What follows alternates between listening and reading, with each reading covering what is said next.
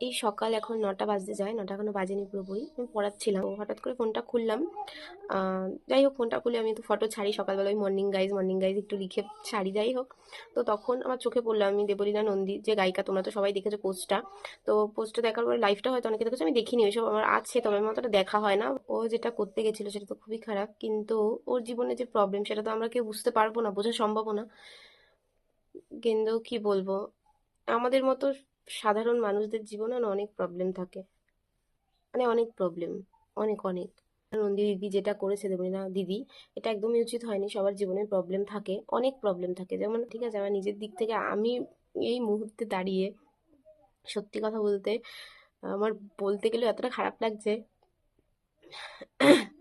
Seriously বলতে গেলে এতটা খারাপ লাগছে। যাই হোক, উম, এতটা এত বাজে একটা প্রবলেম ফেস করছি, মানে ধারণার বাইরে। ভীষণ বাজে একটা সিচুয়েশন যাচ্ছে এখন, যেটা কাউকে বলার মতো না।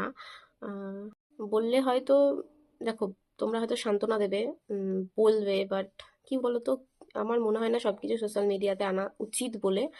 উম, যার যার নিজের প্রবলেম, কেউ বুঝবে না, কেউ বোঝারও নয়, ঠিক আছে? তোমাকে সান্ত্বনা দেবে সবাই, বলবে, কিন্তু বিশ্বাস করো, তোমার জায়গায় দাঁড়িয়ে তুমি কি সিচুয়েশনে আছো বা তুমি কি জিনিস ফেস করছো, সেটা কেউ বুঝবে না, কারোর ক্ষমতাই নেই। এটা একদম বাস্তব। যে যার জায়গায় থাকে, যে যার সিচুয়েশন সেই ফেস করে, সেই বুঝতে পারে যে সে কিসের মধ্যে দিয়ে যাচ্ছে। তো ওরকম জীবনের সবার প্রবলেম থাকে, বাট ওরকম ডিসিশন নেওয়া উচিত না। বাট দেখ, একটা মানুষ খুব একটা মানে খারাপ সিচুয়েশনে না গেলে ওরকম ডিসিশন নেয় না।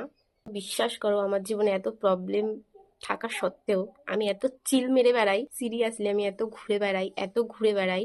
আমার পড়ানো থাকে, কেক থাকে, বাট ডিসেম্বর মাসটা তো কেক ছিল, পড়ানোটা খুব একটা ছিল না। সবাই মানে, যেহেতু সবার পরীক্ষা শেষ হয়েছে ওই টাইমটা, কেউ বড়রা তো আসতে চায় না পড়তে, এটা স্বাভাবিক। আমি হলে নিজেও যেতাম না সেই সময়, তো বাচ্চারা ওই কয়েকজন আসতো। আর আমার কাছে যেহেতু অনেকগুলোই বাচ্চা, আগে আরও ছিল, বিশ্বাস করো মিনিমাম কুড়ি কুড়ি বাইশটা ছিল। তবে আমি না সময়ের অভাবে সত্যি কথা বলতে পড়াতে পারি না, আমার হয় না, মানে আমার নিজের মাথা খারাপ হয়ে যায়। বাচ্চাদের পড়ানো না একটা ধৈর্যের ব্যাপার, সত্যি কথা, ভীষণভাবে ধৈর্য দরকার। দেখো, বাচ্চাদের তো আর মেরে কিছু হবে না, ওদের বুঝিয়ে করাতে হবে। তবুও খুব মাঝে মাঝে খুব রেগে গেলে আমি বকাঝকা করি, যেটা সত্যি সেটা। কিন্তু এই যে একটা বড় লাঠি রেখেছি, দেখো লাঠিটা কত বড়, অনেক বড় লাঠিটা, তোমাদের পুরোটা দেখাতেও পারবো না। ওই লাঠিতে একটু ভয় দেখাই, তবে মারি না, কারণ শীতকালে দেখো মারলে ওদের তো লাগবে।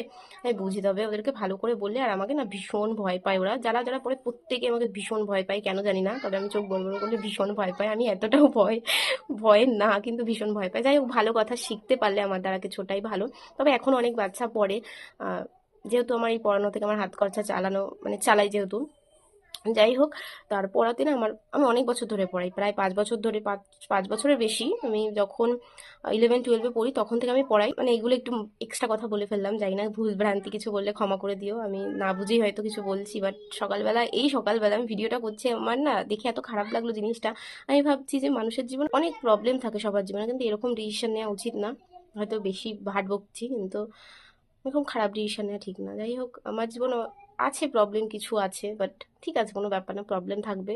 প্রবলেম থেকে তুমি যখন বেরিয়ে আসবে, তখন সেটার যে মজা, মরে গেলে তো সেই মজাটাই নিতে পারবো না ভাই, তাহলে মরবো কেন? আমার মাথায় ওইসব কোনোদিন আসে না। হ্যাঁ, খারাপ লাগে, ভীষণভাবে খারাপ লাগে। আমি শুধু একজনের ওপরই ভরসা করি, সেটা হলো ভগবান। আমি জানি সময় মতো সে সব কিছু ঠিক করে দেবে, সব। ঠিক আছে, চিল করো, প্রবলেম থাকবে ভাই, চিল করো, চিল। যে যার কাজ করো, বিশেষ করে কাজে ব্যস্ত হও, কর্মজীবনে ব্যস্ত হও। কিছু মানুষ আছে জানো তো, উম, যেমন আমার দিক থেকে একটা আছে, মানে এত মানুষ তোমাকে দেখে জ্বলবে, এত হিংসা করবে মনে মনে, বাট তোমাকে প্রকাশ করবে না, তোমার সাথে মিশবে, তোমার সাথে থাকবে, ঘুরবে, অথচ তোমার সাথে হিংসে করবে। মানে এটা প্রবলেম না, এটা জাস্ট আমি এমনি বললাম কথায় কথায়, ভিডিওটা করছি তাই ভাবলাম একটু বলি। মানে আমি বুঝি না কেন ভাই, মানে এতটা তোমার দেখে বুঝবে না কিন্তু। যাই হোক, বললে অনেক কিছুই বলা যায়, তবে বেশি কিছু বলবো না। বলবো কোনো একদিন, যেদিন কি প্রবলেমগুলো থেকে বেরিয়ে যাব, অবশ্যই বেরোবো, বেরোতে তো আমাকে হবেই, কারণ মজা নেওয়ার তো মানুষ অনেক আছে, তাই না? যাই হোক, অনেক ভাট বকে ফেলেছি সকাল সকাল। আর কি বলবো, ভীষণ ভাট বকে ফেলেছি, এখন পড়ানো আছে। একটাই কথা বলবো শেষে, সেটা হলো সবার জীবনে প্রবলেম থাকে, সবার লাইফে প্রবলেম থাকে, সবার প্রবলেমগুলো আলাদা আলাদা হয়, সবার জীবনটাও আলাদা, সবার জীবনের কাহিনী আলাদা, সবার প্রবলেমগুলো আলাদা। তুমি কারোর প্রবলেম বুঝবে না, হ্যাঁ বুঝে সান্ত্বনা দেবে, বাট তুমি সেই জায়গায় দাঁড়িয়ে তার সিচুয়েশন বা সেই জিনিসগুলো তুমি কখনো বুঝবে না। এটা বোঝা সম্ভব না, আমার দ্বারাও সম্ভব না। যাই হোক, তবে প্রবলেম থাকে সবার জীবনে। সবাই সবার মতো করে ভালো থাকো, ভালো থাকার চেষ্টা করো, কারণ প্রবলেম তো থাকবেই ভাই, এটা কোনো কথা না। আর প্রবলেম না থাকলে জীবনের কোনো মজাই নেই। তবে হ্যাঁ, কিছু মানুষের অনেক বেশি প্রবলেম থাকা, হয়তো আমার জীবনে যেটা প্রবলেম আছে হয়তো তার থেকেও বেশি আরো অনেকের জীবনে আছে, সেটাই।